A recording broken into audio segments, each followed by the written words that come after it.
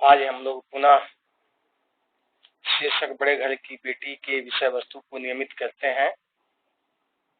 पिछले क्लास में हम लोगों ने आनंदी की जो मौलिक स्थिति थी उसके संदर्भ की चर्चा की थी। स्वाभाविक रूप से यह घटना बृहस्पतिवार की थी। शनिवार को नियमित रूप से श्री कर्ण सिंह घर आते थे और ये 2-3 घंटे का जो समय था घर पर आकर करके आनंदी से नहीं मिलने तक का जो वक्त था, वह समय बिताना आनंदी के लिए बहुत मुश्किल था। 2-3 घंटे किसी तरह से बीते, क्योंकि आनंदी लड़ाई झगड़े के कारण अत्यंत दुखी और अपमानित हो रही थी। उसके मन में लाल बिहारी सिंह के उदंड व्यवहार को लेकर काफी व्यथा थी। वह चाहती थी कि इस संदर्भ की चर्चा स्वाभाविक रूप से श्री कर्ण सिंह के बीच में हो और कुछ निराकरण निकले, कुछ निराकरण इसका हो। इसके पश्चात गांव के भद्र पुरुषों को इन बातों में ऐसा आनंद मिलता था कि खाने पीने की भी सुध न रहती थी। श्री कर्ण सिंह को पिंड छुड़ाना मुश्किल हो जाता था। ये 2-3 घंटे आनंदी ने बड़े कष्ट से काटे। इसी तरह भोजन का समय आया, पंचायत उठ गई, एकांत हुआ तो लाल बिहारी ने कहा, भैया आप जरा भाभी को समझा दीजिएगा कि मुंह संभाल कर बातचीत क्या करे, नहीं तो एक दिन अनर्थ हो जाएगा। हम लोगों ने यहाँ तक की चर्चा की थी।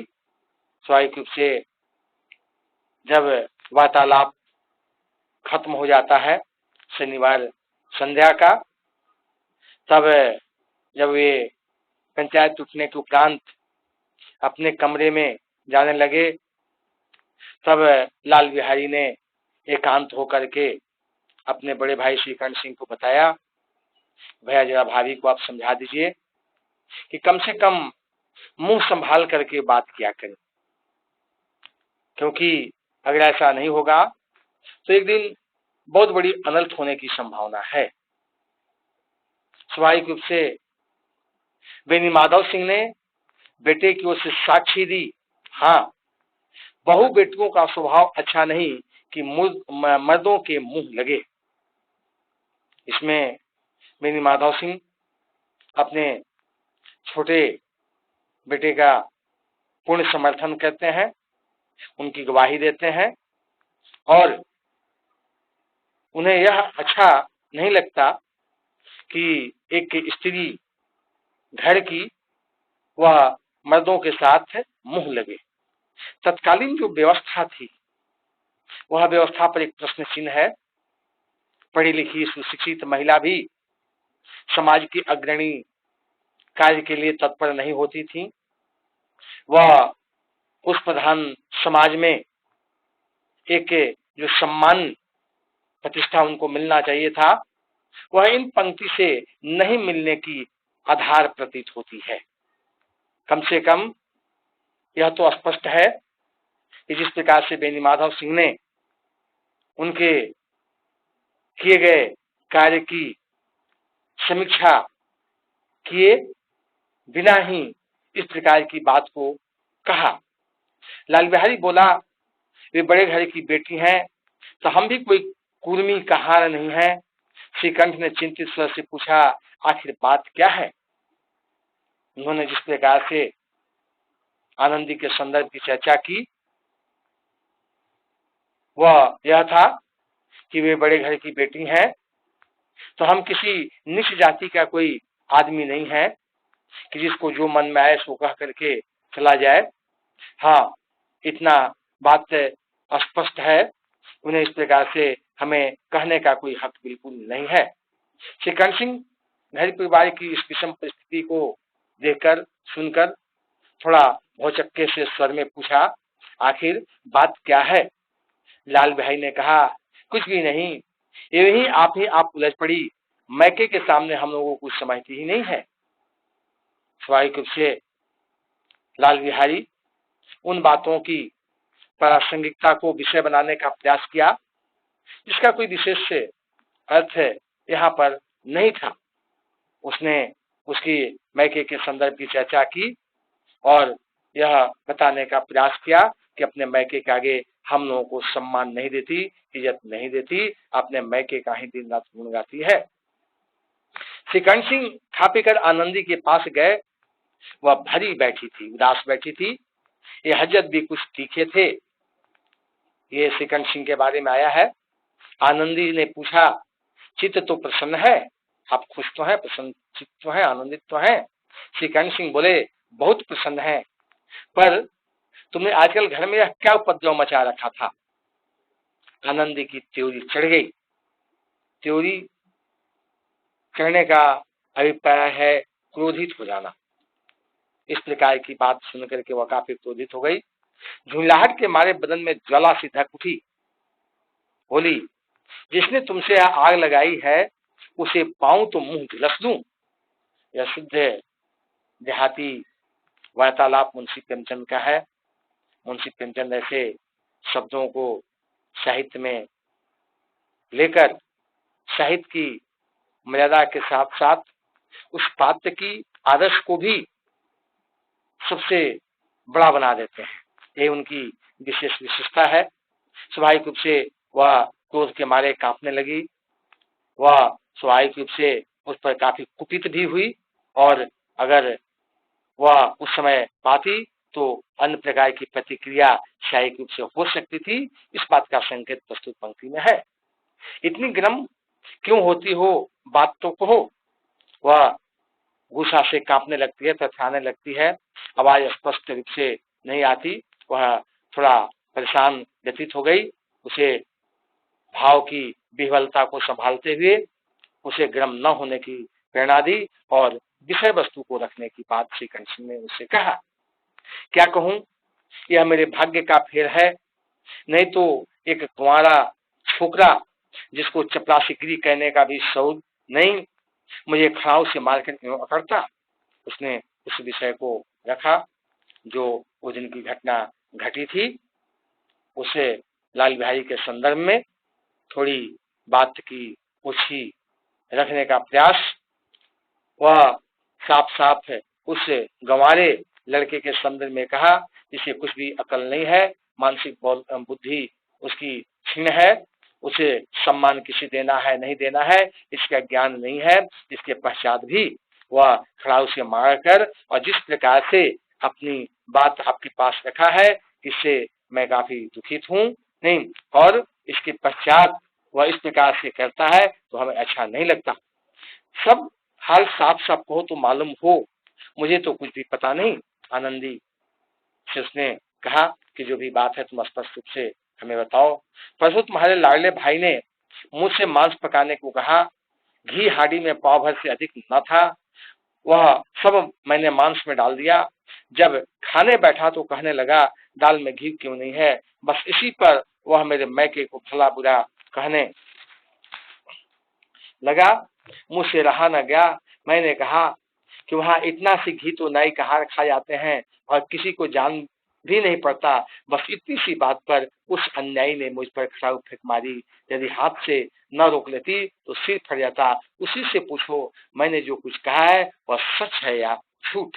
स्वाभाविक रूप से जो बातें थी आनंदी के द्वारा श्री कर्ण सिंह के सामने प्रस्तुत की गई और वह जो बात कही स्पष्टता से रखी, क्योंकि उसने बताया कि वह मांस पकाने के लिए लाया, घी की मात्रा थोड़ी कम थी, सारा घी मैंने मांस में डाल दिया।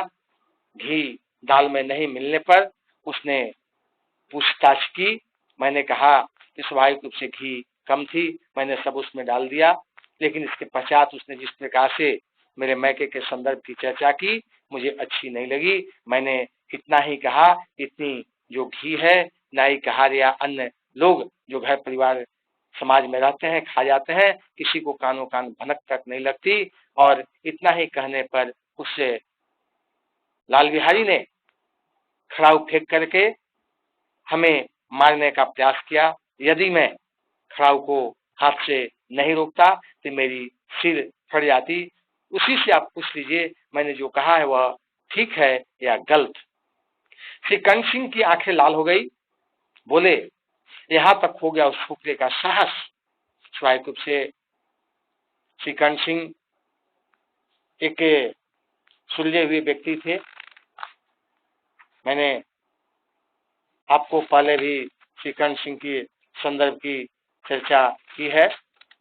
वे एक आदर्शवादी सिद्धांतवादी विचार के व्यक्ति हैं। उनके जो विचार हैं सब हैं शालीन हैं, यथेष्ट हैं, भारतीय सभ्यता के पोषक हैं। स्वाभाविक रूप से वह समाज में रहने वाला, उठने बोलने वाला एक ऐसा सभ्य व्यक्ति है जिसका एक अपना महत्व है। इस प्रकार की घर की पारिवारिक कलह से वे भड़क गए और उन्होंने उस लाल बिहारी के संदर्भ में कहा कि उसे इतनी हिम्मत कैसे हो गई। आनंदी स्त्रियों की स्वभावानुसार रोने लगी क्योंकि आंसू उनकी पलकों पर रहते हैं। श्रीकंठ धैर्यवान और शांत पुरुष थे। उन्हें कदाचित ही क्रोध आता था, पर स्त्रियों के आंसू पुरुषों की क्रोधाग्नि भड़काने में घी का काम देते हैं। रात भर करवट बदलते रहे। इस दिग्णता के कारण पलक तक नहीं झपकी। प्रातःकाल अपने बाप के पास जाकर बोले, दादा अब इस घर में मेरा निर्वाह न होगा। स्वाभाविक रूप से इन सारी बातों के पश्चात कर्ण सिंह बहुत दुखित हुए। आनंदी अपने जो स्त्रियों के स्वभाव होते उसके अनुसार वह रोने लगी और इस प्रकार से रोने का कारण यह हुआ कि श्री कर्ण सिंह का क्रोध और अधिक भड़क गया। परिणाम स्वरूप वे रात भर सोए नहीं। किसी प्रकार से दुखित भाव से सुबह उठने के उपरांत वे अपने पिताजी के पास जाकर करके बोलते हैं कि भाई मेरा इस घर में निर्वाह नहीं होगा, हमारी कुछ अलग जो समस्या है उसका समाधान किया जाए। इस तरह की विद्रोहपूर्ण बातें कहने पर श्री कर्ण सिंह ने कितनी बार अपने मित्रों के आड़े हाथों लिया था, परंतु दुर्भाग्यवश आज उन्हें स्वयं ही वे बातें अपने मुंह से कहनी पड़ी। दूसरों को उपदेश देना भी कितना आसान है, पर उपदेश कुशल बहुत तेरे। स्वाभाविक रूप से कुशल यह उपदेश देना बहुत आसान है, लेकिन स्वयं उसको अपने साथ निर्वहन करना सबसे मुश्किल काम है। इस प्रकार की जो विचार थी वह पारिवारिक दृष्टिकोण से उत्कृष्ट नहीं थी। वह अपने घर परिवार समाज में बहुत से लोगों को समझाने का प्रयास किया, बताने का प्रयास किया था और बहुत से ऐसे घरें थी जो निश्चित रूप से आज भी बची हुई है। परिवार के साथ, समाज के साथ, अपने संयुक्त परिवार के साथ रहते आ रहे हैं। लेकिन आज इस प्रकार की बातें स्वयं करने में आज लगा कि दूसरों को उपदेश देना बड़ा आसान है, लेकिन स्वयं उस पर अमल करना सबसे मुश्किल काम है। बेनी माधव सिंह घबरा उठे और बोले, क्यों? श्री कर्ण सिंह बोले, इसलिए कि मुझे भी अपनी प्रतिष्ठा का कुछ ख्याल है। अपने घर में अब अन्याय और हट का प्रयोग हो रहा है। जिनको बड़ों का आदर सम्मान करना चाहिए वे उनके सिर चढ़ते हैं। मैं दूसरों का नौकर ठहरा घर पर रहता नहीं। यहाँ मेरे पीछे स्त्रियों पर खाओं और जूतों की बौछार होती है। कड़ी बात तक ही हो तो चिंता नहीं, कोई एक दो कह ले, यहाँ तक मैं सह सकता हूँ, किंतु यह कदापि नहीं हो सकता कि मेरे ऊपर लात भूसे पड़े और मैं मुंह न खोलूं। स्वाभाविक रूप से श्री कर्ण सिंह अपने पिताजी के पास आकर करके उन सारी बातों को कहा कि मुझे भी अपनी प्रतिष्ठा, इज्जत और सम्मान की कुछ ख्याल है। इस घर में न्याय नहीं अन्याय का हट होता है, प्रकोप बढ़ता है। बड़ों का जहाँ आदर मान सम्मान प्रतिष्ठा मिलना चाहिए, अब यहाँ पर ऐसा नहीं होता। उसके पीछे जूतों और खड़ाओं का बौछार हो रहा है। यह बहुत बड़ी चिंता की बात है। इसलिए इस परिवार में रह करके अपनी प्रतिष्ठा का सम्मान हम दे नहीं पाएंगे। इसलिए स्वाभाविक रूप से हम अब इस परिवार में रहने लायक नहीं है, हम नहीं रह सकते। स्वाभाविक रूप से श्री कर्ण सिंह अपने पिता से जिस बात की चर्चा की, उसमें एक बात तो स्पष्ट है कि परिवार में इस प्रकार का माहौल बिल्कुल उपयुक्त नहीं है। अगर कोई बाहर में हो, उनकी अनुपस्थिति में उनकी पत्नी पर लात घुसे, डंडे पड़े, जूते चलाए जाए, यह कभी भी उपयुक्त और श्रेष्ठकर हम नहीं कर सकते। इसके पश्चात बेनी माधव सिंह कुछ जवाब न दे सके। श्री कर्ण सिंह सदैव उनका आदर करते थे। उनके ऐसे तेवर देखकर बूढ़ा अवाक रह गया। केवल इतना ही बोला, बेटा तुम बुद्धिमान होकर ऐसी बातें कहते हो, स्त्रियां इसी तरह घर का नाश कर देती हैं, उनको बहुत सिर सहना अच्छा नहीं है। बेनी माधव सिंह कुछ जवाब न दे सके। श्री कर्ण सिंह अपने पिता का बड़ा सम्मान करते थे, आदर करते थे, लेकिन आज जिस प्रकार की स्थितियां थी उसको देख करके वे भी काफी भौचक्के से रह गए। लेकिन इतना समझाने का प्रयास किया कि बुद्धिमान होकर के तुम इस प्रकार की बातें कर रहे हो, यह अच्छी बात नहीं है, क्योंकि स्त्रियां इसी प्रकार से घर की नाश कर देती हैं, उनको सिर पर चढ़ाना किसी भी दृष्टि से उपयुक्त नहीं है। हमें इस बात का ध्यान रखना चाहिए कि घर परिवार में अगर सब कुछ ठीक रहा तो भी समाज के लोग हमें सम्मान देंगे, हमारी प्रतिष्ठा और आदर बढ़ेगी। इस प्रकार से समझाने का प्रयास बेनी माधव सिंह अपने बेटे श्री कर्ण सिंह को करते हैं। धन्यवाद।